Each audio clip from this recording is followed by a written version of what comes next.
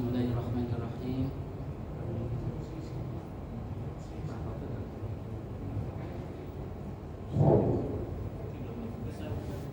Bismillahirrahmanirrahim. Assalamualaikum warahmatullahi wabarakatuh.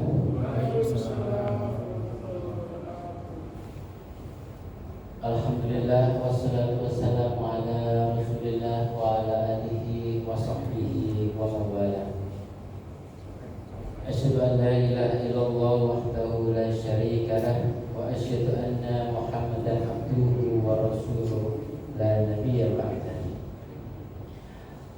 Bapak Ibu sekalian, alhamdulillah kita bisa berjumpa kembali dalam pertemuan kedua ya, kalau tidak salah tentang mengkaji kitab Asy-Syama'il Al-Muhammadiyah karangan Imam At-Tirmidzi.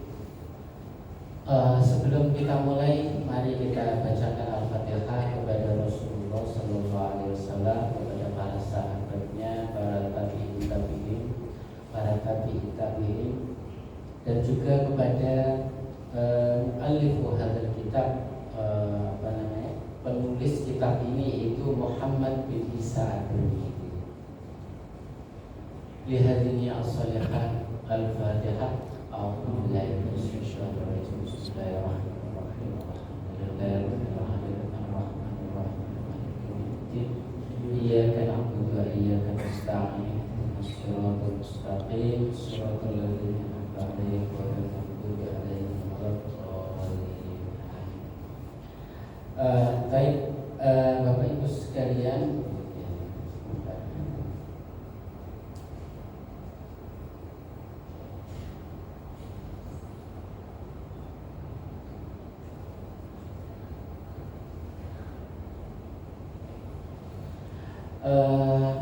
kemarin dari Ustaz Syafiq ada saran, mungkin modelnya ada kayak cerita gitu ya maksudnya ya.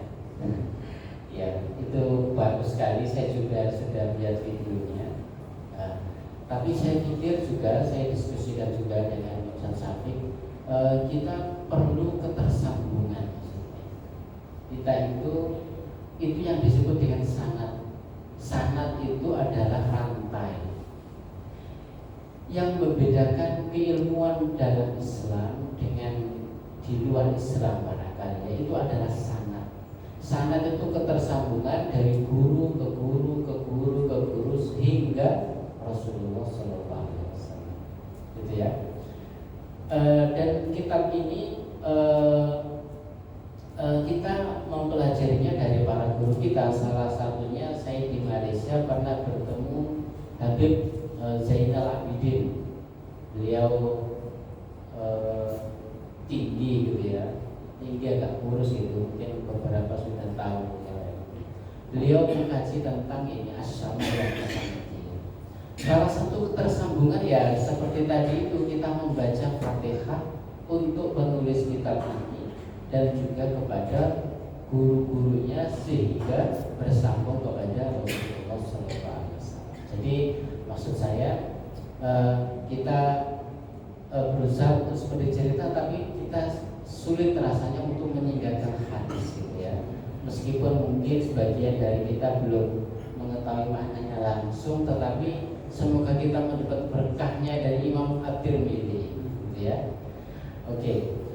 Bab yang pertama kita sudah mempelajari tentang fisik secara umum gitu ya. Nah, sekarang kita mempelajari tentang tanda kenabian. Ini dalam kitab bahasa Arabnya itu disebut babu khotamun nubuwah, tanda kenabian. Apa sih tandanya bahwasanya Muhammad, seseorang yang namanya Muhammad yang lahir pada 571 itu adalah seorang nabi, gitu ya. Dan ini luar biasa cerita. Ini ada beberapa hadis ya. Saya ambil satu, terus saya ringkaskan dengan hadis-hadis yang serupa.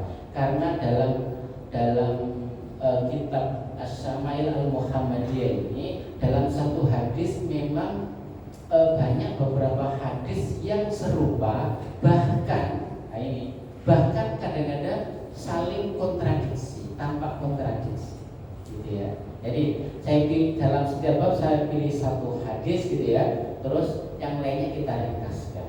Dengan begitu mungkin dalam estimasi 1 tahun itu ringkas deh, selesai barangkali. Ya agak lama karena kita mengajinya sebulan ya. Dahulu kan 12 pertemuan itu ya, kita ada hampir 200 lebih halaman. Jadi kalau kita terlalu cepat karena ini kita nggak akan dapat apa-apa. Gitu ya. Jadi kita mencoba untuk moderat. Gitu ya. Oke, ini bagi saya sendiri ceritanya luar biasa. Barangkali Bapak Ibu sekalian pernah mendengar seorang sahabat namanya Salman Al-Farisi, gitu ya. Salman ini ceritanya luar biasa. Ja'a Salman Al-Farisi, datanglah Salman Al-Farisi.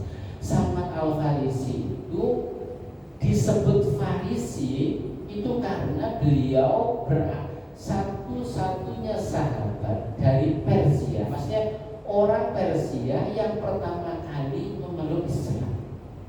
Furs, bahasa Arabnya Furs, gitu ya, Faris, gitu ya. Itu kalau Indonesia itu Persia. Jadi Salman itu namanya, Al-Farisi itu daerah. Salman berasal dari Persia.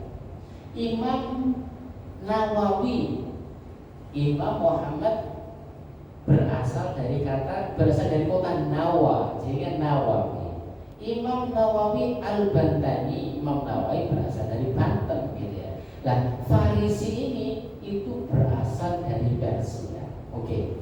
Ila Rasulullah sallallahu alaihi wasallam hina qadimal Madinah bi ma'idatin 'alaiha rutab.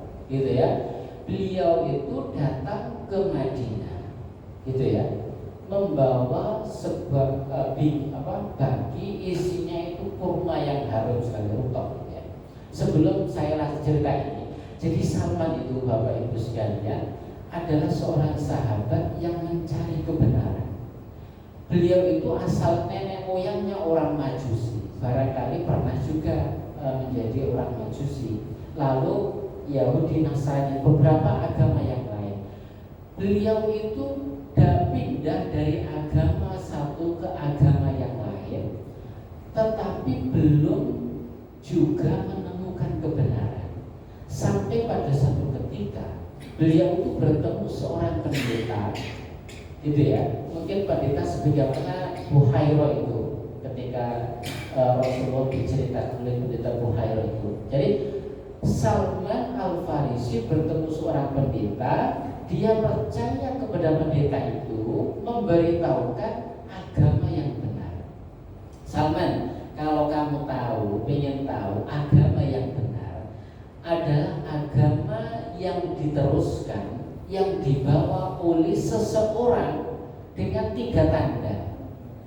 Kalau kamu menemukan 3 tanda ini pada orang tersebut, dialah seorang nabi terakhir, penutup, dan agama yang dibawa dia itulah kebenaran. Itu pesan pendeta kepada Salman. Akhirnya Salman itu mencari kesana kemari siapa gerangan orang yang mempunyai 3 tanda itu. Akhirnya beliau mendengar Rasulullah, datanglah dia ke Madinah. Nah, oke. 3 saya sebutkan dulu. 3 tanda tadi itu, kata pendeta itu adalah kalau orang ini kalau dikasih sedekah tidak mau. Kalau kamu kasih hadiah, dia mau. Dan ini yang ketiga tanda fisiknya, di punggungnya sini, punggung belakang sini, di antara tulang belikat sini, itu ada tanda kenabian. Nah, khotamun nubuwah, bab ini itulah yang disebut khotamun nubuwah, yaitu benjolan daging, gitu ya, daging sedikit, gitu ya. Dalam beberapa hadis di sini disebutkan sebesar telur burung merpati. Saya sendiri belum pernah lihat ya, telur burung merpati sebesar apa ya. Dalam riwayat lain sebesar telur burung puyuh, kok besar sekali kalau burung puyuh ya. Tapi yang lebih valid mungkin burung merpati barangkali ya. Oke, yang jelas di tanda sini ada daging di punggung sini di antara tulang belikat. Oke, Salman kalau kamu menemui tiga tanda ini, dialah orang yang membawa agama yang paling benar. Akhirnya dia datang kepada Rasulullah. Dia itu ngetes Rasulullah gitu loh. Dia datang ke Madinah membawa baki, di atasnya adalah rutok gitu ya, kurma yang harum sekali. Lah, oke. Famudi'at baina yaday Rasulillah gitu ya. Dan dia diletakkan di depan Rasulullah. Ya Salman, mahada. Salman, apa ini? Ini sedekah untukmu wahai Rasulullah. Irfa'ha fa inna la na'kulu sadaqah. Bawa sana Salman, jangan bawa sini, kami tidak makan sedekah. Salman mungkin sudah, wah ini jangan-jangan ini Nabi yang saya cari-cari gitu ya. Akhirnya dibawalah kurma itu pulang. Besoknya lagi Salman datang ke Rasulullah membawa kurma yang sama, gitu ya. Lalu diletakkan di depan Rasulullah. Rasul tanya lagi, Salman ini apa ini? Hadiah laka ya Rasul. Ini untuk hadiah kamu ya Rasul. Oh ya udah, kalau ini hadiah, ubsutu. Di situ disebut ubsutu. Apa namanya? Bisa. Ini namanya bisa itu maksudnya lempangkan. Ayo dimakan bareng-bareng, mana tempatnya gitu. Ubsutu bisa gitu ya. Nah gitu. Akhirnya kalau dikasih apa tadi yang pertama sedekah tidak mau. Kalau dikasih hadiah mau. Hanya kedua lolos ini dalam pikirannya Salman. Oke. Lalu beliau Salman mencari tanda yang ketiga. Ketika makan, summa nazara ilal khotam ala dhahri Rasulillah sallallahu alaihi wasallam. Ketika makan itu dilihat ternyata di punggung beliau ini ada tanda kenabian berupa daging sebesar telur burung merpati tadi. Akhirnya fa'amana bihi, seketika itu juga Salman percaya bahwasanya Muhammad adalah Rasulullah dan agama yang dibawanya adalah agama yang benar sebagaimana diberitakan oleh Nabi. Nah akhirnya Salman waktu itu sebenarnya masih budak dari seorang Yahudi. Akhirnya Rasulullah membeli Salman, memerdekakan Salman dan memberikan kewajiban kepada Salman. Salman, kamu saya merdekakan, tapi ada syarat. Kamu harus bekerja. Ini ada sebidang tanah. Sayalah yang akan menanam kurma semuanya itu. Kamu yang merawatnya, dan dari hasil kurma itu untuk kamu dan keluarga. Akhirnya seluruh kurma itu ditanam oleh Rasulullah, dan hanya satu kurma yang ditanam oleh sahabat Umar bin Khattab. Lah anehnya seluruh kurma yang ditanam itu ternyata berbuah, gitu ya, dan bisa menghidupi Salman. Tetapi kurma yang ditanam oleh Umar itu ternyata tidak berbuah. Akhirnya kurma itu dicabut oleh Rasulullah dan ditanam kembali, dan 1 tahun setelahnya fahamalatin disebut fahamalatin, baris terakhir itu fanazaha Rasulullah sallallahu alaihi wasallam fahamalat min ami. 1 tahun setelahnya berbuahlah kurma.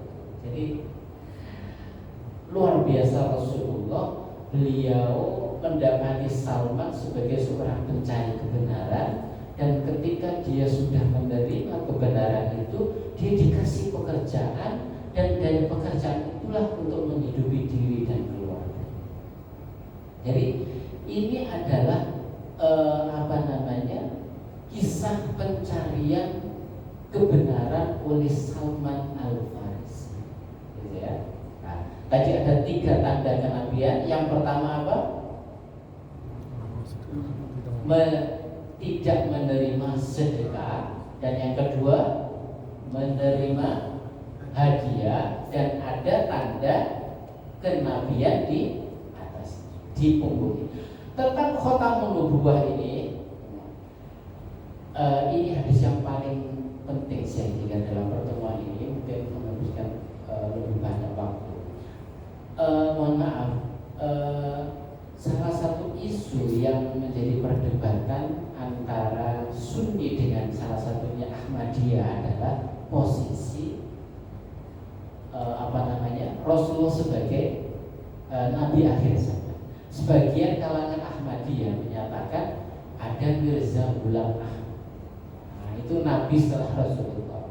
Tetapi dalam Al-Quran disebutkan wa ma kana Muhammadun aba ahadin walakin Rasulullahi wa khataman nabiyyin. Khotam itu penutup. Maksudnya gini Bapak Ibu sekalian, khotam itu dalam bahasa Arabnya juga disebut cincin, gitu ya. Rasulullah itu memakai cincin. Selain dipakai untuk cincin itu ada namanya Muhammad Rasulullah, gitu ya. Nah, cincin itu selain untuk perhiasan juga untuk khotam itu bahasanya memang stempel, gitu ya. Bapak Ibu sekalian, kalau membuat surat, tahapan yang paling akhir apa kira-kira? Stempel, gitu ya. Maksudnya itu. Jadi khotaman Nabi itu, Rasulullah itu penyetempel sekian Nabi dan Rasul yang ada, gitu ya. Jadi itu maksudnya adalah khotamun Nabi, gitu ya. Ini maksudnya mungkin untuk merespon beberapa argumen dari Ahmadiyah tadi. Oke, satu lagi, ada pertanyaan barangkali Bapak Ibu sekalian, kenapa Rasulullah itu tidak boleh menerima sedekah? Itu kan pertanyaannya. Nah, disebutkan bahwasannya salah satu hadis, sedekah itu as-shadaqatu la tanbaghi li ali Muhammad fa innama hiya awsakhun nas. Sedekah itu tidak boleh untuk, tidak cocok, tidak layak untuk Muhammad dan keluarganya. Kenapa? Karena sedekah itu, zakat itu kotoran hartanya manusia. Bapak Ibu sekalian, zakat itu artinya mensucikan. Kita punya harta 10 juta misalkan, kan harus disucikan, itu harus dizakati, itu maksudnya disucikan, gitu. Lah, zakat yang dikeluarkan, harta yang dikeluarkan untuk menzakati, mensucikan, itu artinya kotorannya, gitu.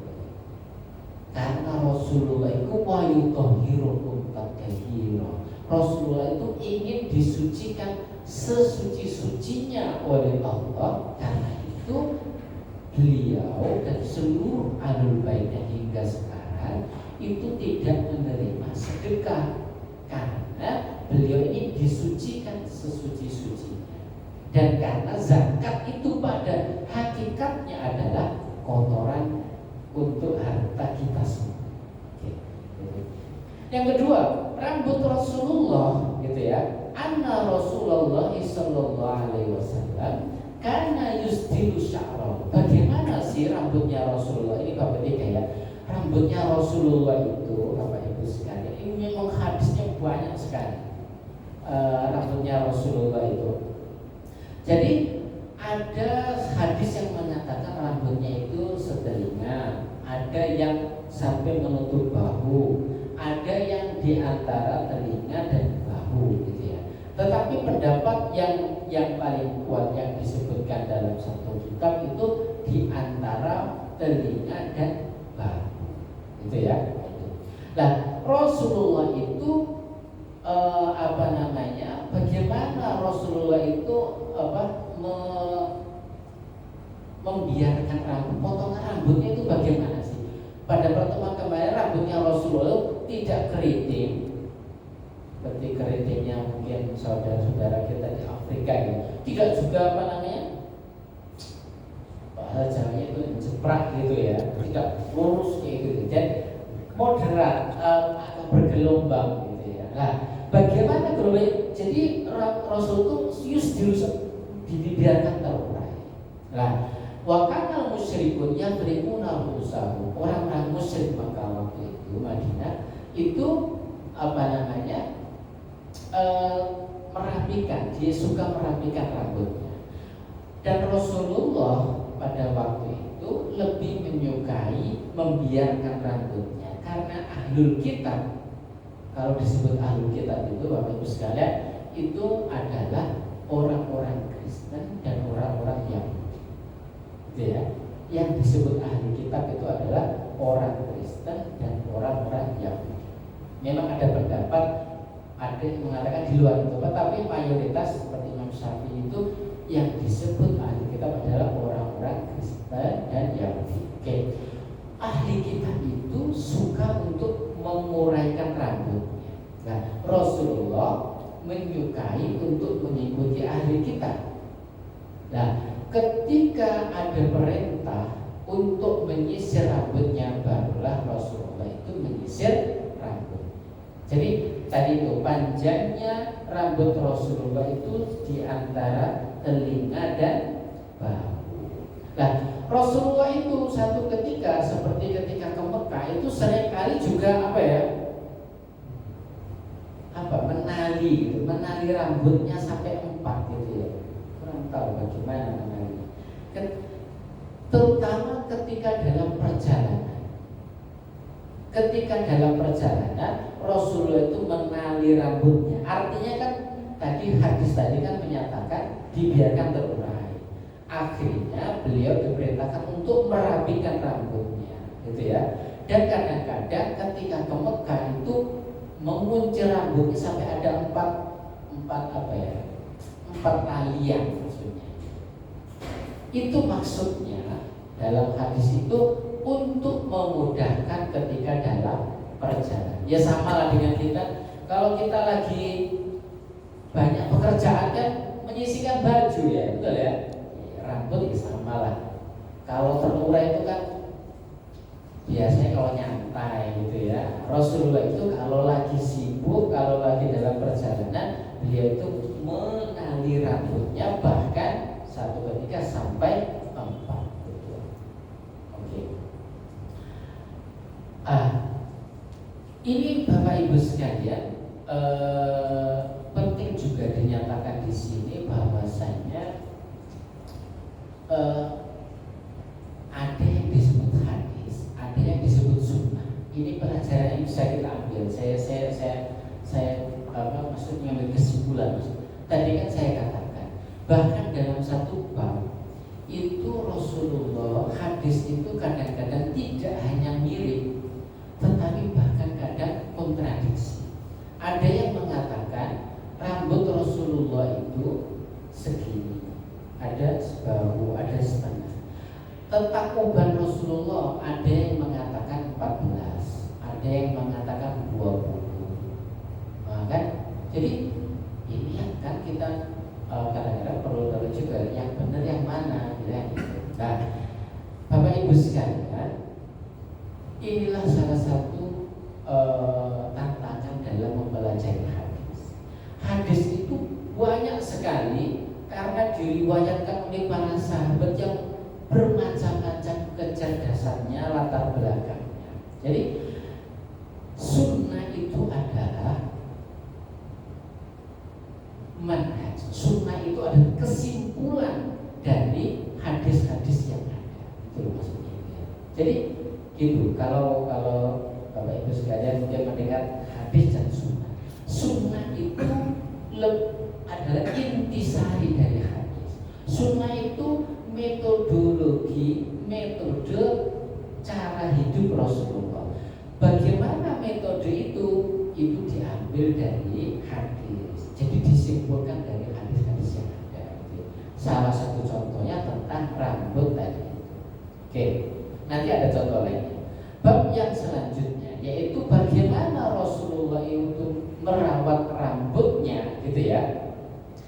Jadi Rasulullah itu sangat suka merawat rambutnya.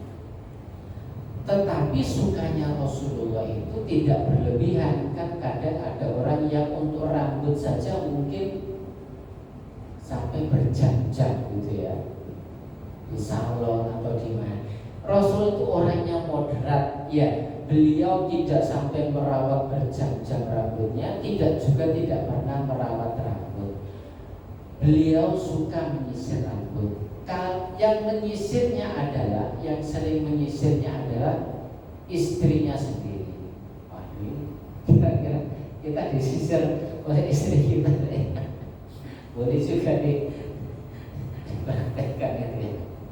Tapi ketika ini saya intisarikan dari hadis ya. Jadi kadang-kadang bahkan ketika haid pun Aisyah itu menyisir rambutnya. Jadi orang haid itu bukan badannya najis, tetapi boleh gitu ya, tetap boleh gitu. Jadi Rasulullah itu kalau menyisir rambut, kalau membersihkan segala sesuatu, kalau memakai sandal gitu ya, itu semuanya beliau memulainya dari kanan. Kenapa? Karena kanan itu melambangkan kebenaran, melambangkan kekuatan, gitu ya. Jadi itu. Karena Rasulullah sallallahu alaihi wasallam yuksiru dahna ra'si. Rasulullah itu juga suka memberi minyak, gitu ya. Suka memberi minyak rambut dan juga suka merapikan jenggot-jenggot, gitu ya. Dan wayuksirul kina tadi itu suka merapikan rambutnya, gitu ya. Oke. Tentang uban Rasulullah ini salah satu tadi itu. Dalam setidaknya 3 hadis ini ada yang mengatakan jumlah uban Rasulullah itu ada 14. Ada yang jumlahnya 20. Bermacam-macam. Tapi yang jelas ubannya Rasulullah itu berwarna merah. Ada yang mengatakan itu disemir, tapi menurut pendapat yang kuat itu bukan karena disemir, tetapi itu karena beliau itu suka memakai minyak rambut sehingga sampai merah, gitu ya. Nah, gitu ya. Suka minyak rambut. Nah, dalam hadis itu disebutkan juga bahwasanya kenapa kok uban itu sampai ada pada rambut Rasulullah, karena beliau itu sering memikirkan hari kiamat. Karena surat Hud, karena surat An-Naba, karena surat Al-Waqi'ah, karena surat At-Takwir, gitu ya. Dalam surat An-Naba itu kan atau At-Takwir yang maksudnya kalian dalam salah satu hadis, kalau ingin mendapatkan penjelasan yang paling nyata tentang hari kiamat, bacalah surat At-Takwir. Idza syamsu kuwirat. Kalau langit nanti telah digulung. Gimana ya? Kita meteor satu saja yang kita sudah ngeri loh ya. Ini langitnya itu digulung gitu ya. Idza syamsu kuwirat wa idzal nujumu kadarat. Nah, kalau bintang-bintang itu sudah berjatuhan. Nah, jadi kalau kita ingin mengetahui deskripsi yang sesungguhnya tentang hari kiamat, bacalah idza syamsu kuwirat. Bapak Ibu sekalian bisa membacanya di terjemahnya kalau mungkin belum mengetahui terjemahan bahasa Arabnya. Yang paling nyantai dalam An-Naba ada betul yauma yaqumur ruhu wal malaikatu shaffa, itu dan banyak itu. Tetapi yang paling mengerikan itu yang membuat bulu kita berdiri itu ya, At-Takwir. Idza syamsu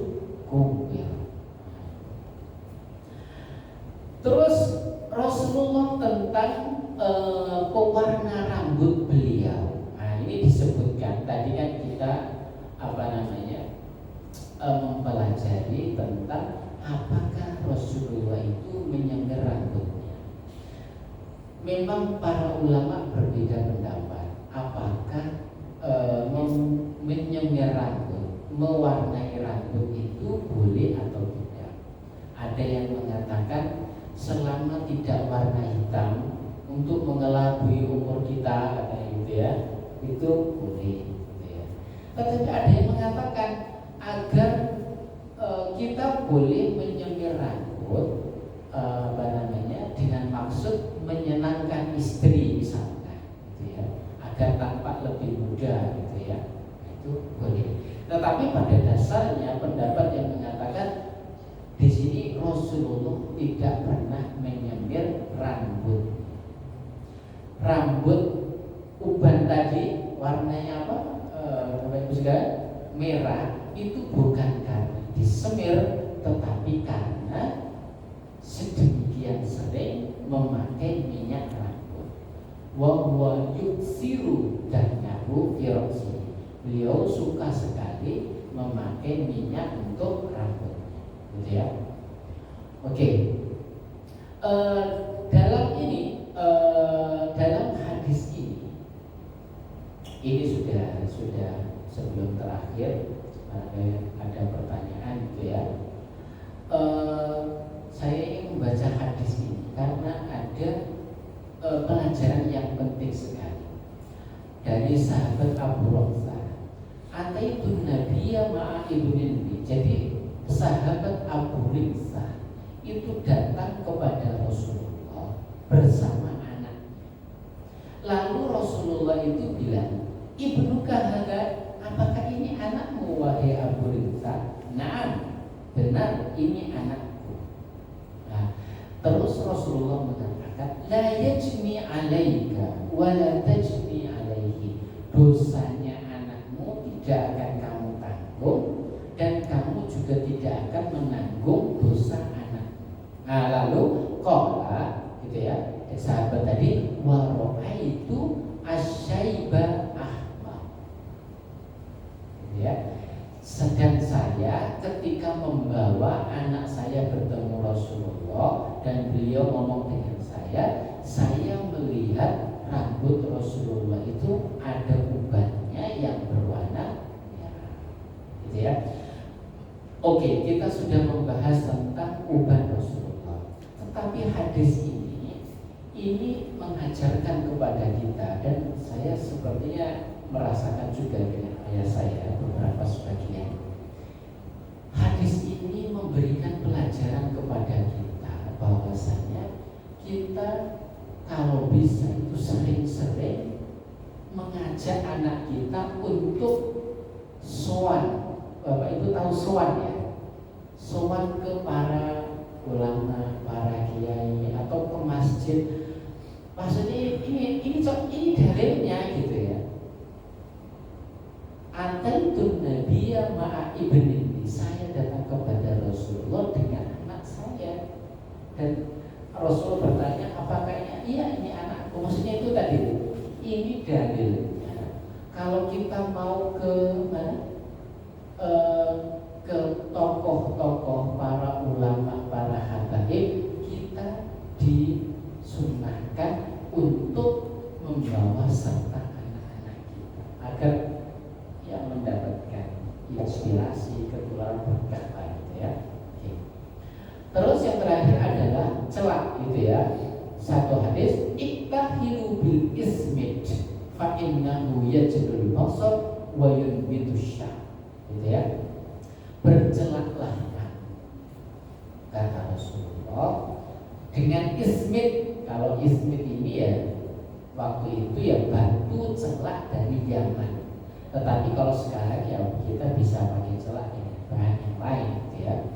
Kenapa? Karena celak itu yajlu al-basar. Dia bisa memperjelas pandangan kita, wa yunbitu syah, dan juga menumbuhkan bulu-bulu mata. Ya. Bercelak.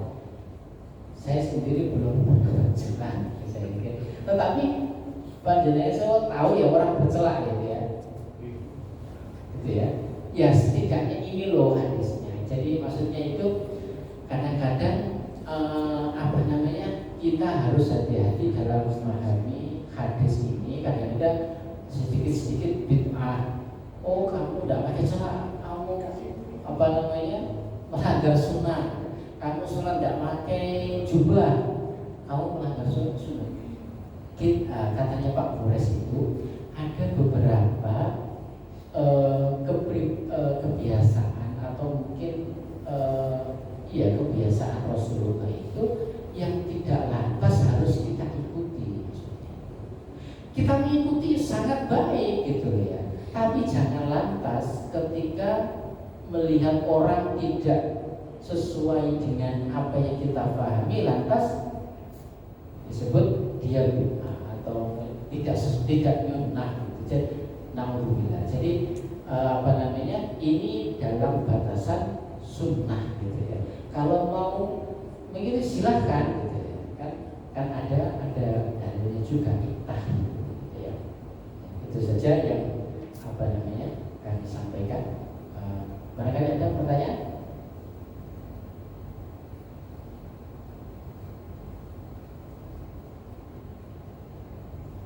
Sudah, gitu ya. Terima kasih atas apa namanya kehadiran dan perhatiannya. Semoga bermanfaat. Ihdinas siratal mustaqim. Wallahu muwaffiq ila aqwamit thoriq. Wassalamualaikum warahmatullahi wabarakatuh. Waalaikumsalam.